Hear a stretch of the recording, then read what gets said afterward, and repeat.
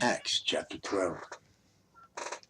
Now about that time Herod the king stretched forth his hands to vex certain of the church. And he killed James, the brother of John, with the sword. And because he sought please the Jews, he proceeded further to take Peter also. Then were the days of unleavened bread. And when he had apprehended him, he put him in prison and delivered him to 4 quaternions of soldiers to keep him, intending the Easter to bring him forth to the people after Easter. Intending after Easter to bring him forth to the people. Okay. Peter, therefore, was kept in prison, but prayer was made without ceasing of the church unto God for him.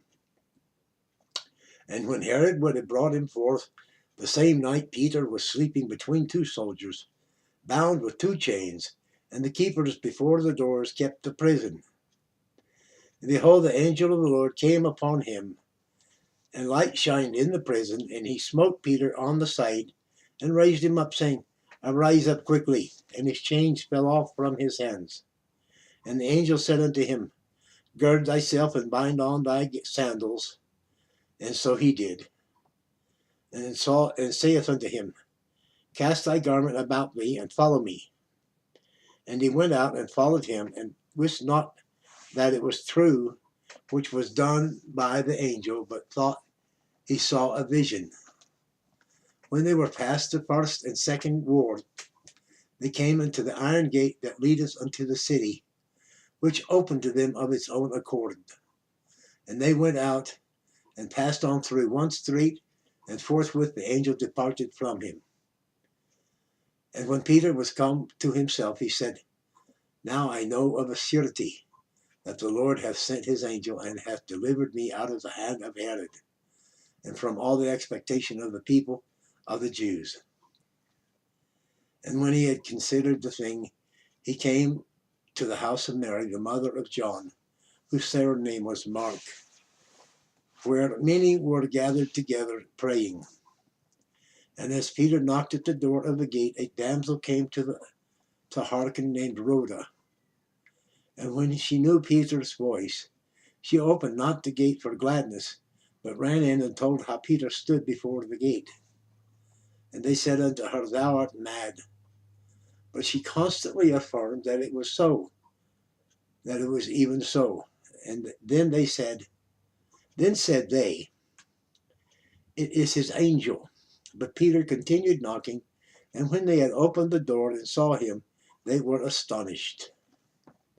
But he, beckoning unto them with the hand to hold their peace, declared unto them how the Lord had brought him out of the prison. And he said, Go, show these things unto James, and to the brethren. And he departed and went into another place. Now as soon as it was day, there was no small stir among the soldiers what was become of Peter. And when Herod had sought for him, and found him not, he examined the keepers, and commanded that they should be put to death. And he went down from Judea to Caesarea, and there abode. And Herod was highly displeased with them of Tyre and Sidon. But they came with one accord to him, and having made Baltus, the king's chamberlain, their friend, desired peace, because their country was nourished by the king's country. And upon a set day Herod, arrayed the royal apparel, sat upon his throne, and made an oration unto them. And the people gave a shout, saying, It is the voice of a God, and not of a man. And immediately the angel of the Lord smote him, because he gave not God the glory. And he was eaten of worms, and gave up the ghost. But the word of God grew and multiplied. And Barnabas and Saul returned from Jerusalem when they had fulfilled their ministry, and took with them John, whose surname was Mark. That concludes Acts chapter 12. Thank you for viewing. Like, share, comment, subscribe. Welcome to our wee tribe.